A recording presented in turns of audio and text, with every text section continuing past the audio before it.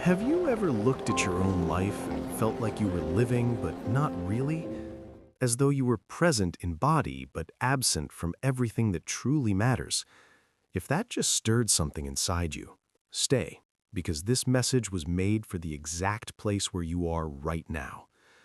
Every single day, life reaches out its hand to us. Not with noise, not with warning. It reaches out in silence, through an unexpected dawn, through a thought that keeps insisting on surfacing, through a restlessness we can't quite name but that we feel deep in our chest. It asks, without words, are you living the way you could be living? And most of us, honestly, look away, because answering that question with sincerity takes courage. It takes stopping. It takes looking inward without the anesthetic of distraction, of busyness, of the endless scroll that pulls us further and further away from ourselves. If this message found you today, don't underestimate this encounter. Subscribe now, turn on your notifications, and if you know someone who needs to hear about renewal and new beginnings, share this before you even finish watching. You might be the missing piece in that person's life today. There is an old fable, simple, almost naive, about frogs living in a dark, damp hole. And what's striking isn't that they were trapped, it's that they didn't know they were trapped. After all, the hole was everything they had ever known. It was familiar, it was safe, it was theirs. And the world outside, vast, luminous, full of possibility, but unknown. And the unknown, to the human mind, often feels more threatening than any familiar pain. That's how we live. Not in holes of dirt, but in prisons built from the invisible bricks of fear. Fear of a future we cannot control. Fear of repeating the mistakes that left their mark on us. Fear of other people's judgment, which paralyzes us before we even try. Fear of not being enough. Good enough, strong enough, worthy enough. And inside that prison, something slowly begins to die. Not the body, but the capacity to want, the energy to dream, the natural impulse to grow that exists in every human being from the moment they are born. We stay in relationships that hollow us out because changing feels too risky. We remain in jobs that drain our vitality because stability, even painful stability, feels safer than the leap. We hold on to habits we know are hurting us because transforming them requires an effort we've stopped believing is worth making. This is not weakness. It is the predictable result of a mind that has been wounded and has not yet been given permission to heal. And then life, which has its own methods, decides to intervene. Sometimes gently, sometimes like a storm that doesn't ask for permission. The material losses arrive and undo what took us years to build. The divorces that destroy not just a union, but an entire vision of the future. The grief that leaves us groundless, questioning everything we thought we knew. The betrayals that don't just wound, they rewrite the story we had about who loved us. The illnesses that arrive like an emergency brake, forcing a stop we never would have chosen for ourselves. In those moments, something curious happens. Instead of opening ourselves up to what the pain has to teach us, we close down. We build walls. We refuse invitations. We pull away from the people who try to reach us. We believe that isolation is protection, when in reality, it is what prolongs the suffering. And worse still, we try to heal the pain with the pain itself. We ruminate, we replay, we run the same story through our minds dozens of times, feeding the wound instead of allowing it to heal. It's like peeling the scab off a cut every time it starts to close, and then wondering why it never heals. If you have ever been in that place, and nearly all of us have, write Amen in the comments right now, not as a religious statement, as recognition, as a way of saying to the universe, I have been in that darkness, and I still made it here. Your words might be exactly what someone else needed to read today to keep going. But there is a gift that God has given us, one that most of us have never truly stopped to be grateful for. It isn't health, it isn't prosperity, it isn't even family or friends. It is time. Time is perhaps the most misunderstood of all divine gifts. We live against it, we fight it, we mourn it. We think it moves too fast when we're happy and too slow when we're suffering. But time holds a wisdom that our impatience cannot see. It works in silence, without announcing itself, without asking for recognition, and it goes about patiently, placing everything in the place it needs to be. The most intense pain of today, the one that feels impossible to bear, time transforms it. Not erases it, not pretends it didn't happen, but softens it, places it on a higher shelf where we can still see it, but where it no longer knocks us down. Think of something that destroyed you 5 years ago. Now think about how you talk about it today. There's a difference in your voice, isn't there? A certain distance, a certain wisdom, a certain lightness that didn't exist before. That was time doing its work.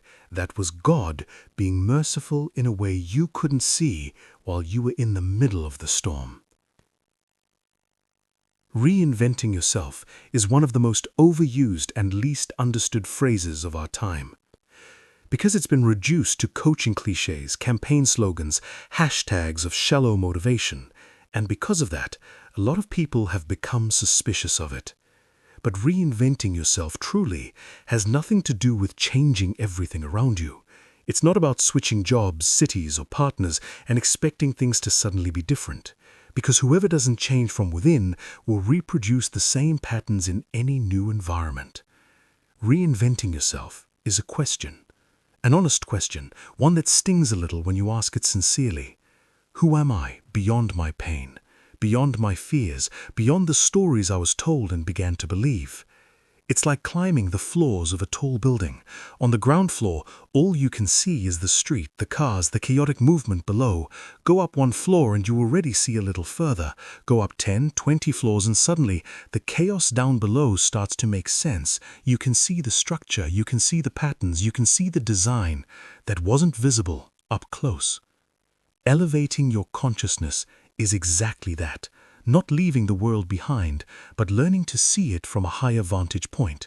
And that elevation happens in concrete, practical, accessible ways available to any person at any stage of life, through prayer that isn't mechanical recitation, but a real conversation with the divine, through meditation that isn't about emptying the mind, but about learning to observe it without being ruled by it, through study of a book, of an idea, of a perspective different from your own, through service, because nothing pulls us out of ourselves more quickly than dedicating our attention to someone who is in need.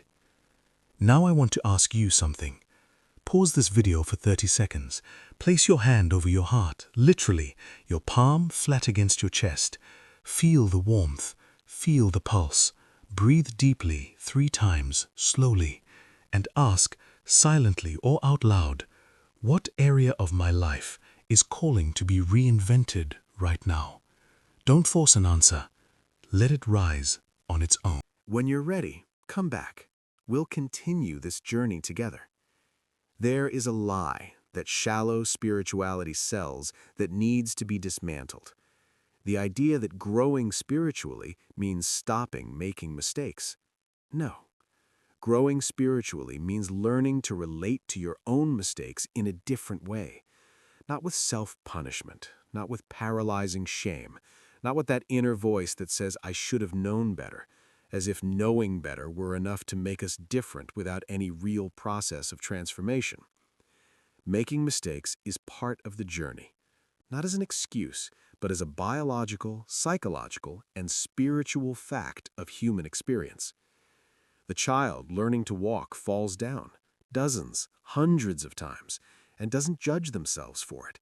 They simply get back up, because they haven't yet learned that falling is something to be ashamed of.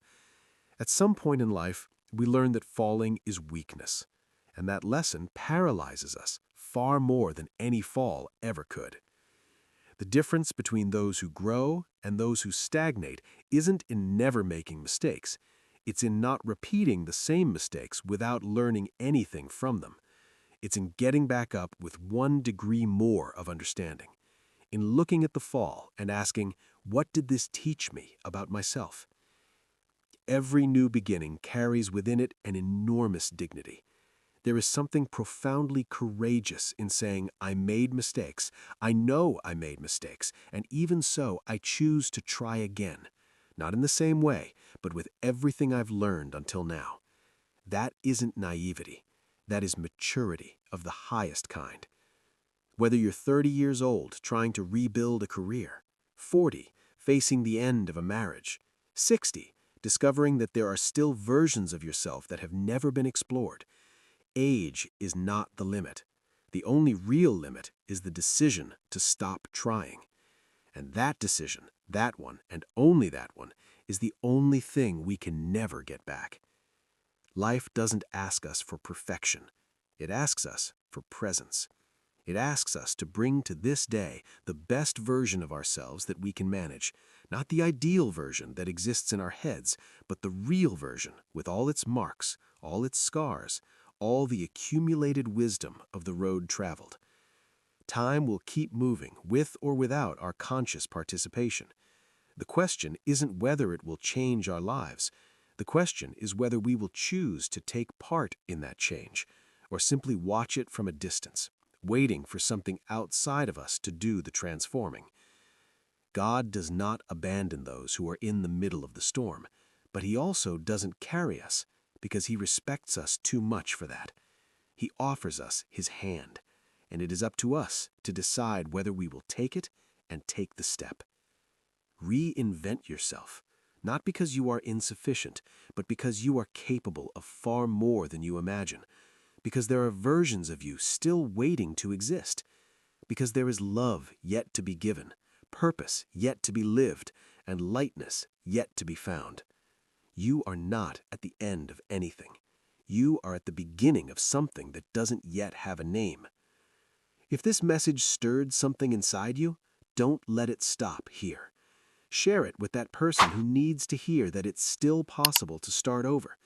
A friend who has lost hope, a family member stuck in the darkness, unable to see the light. Sometimes a message that arrives at the right moment changes everything.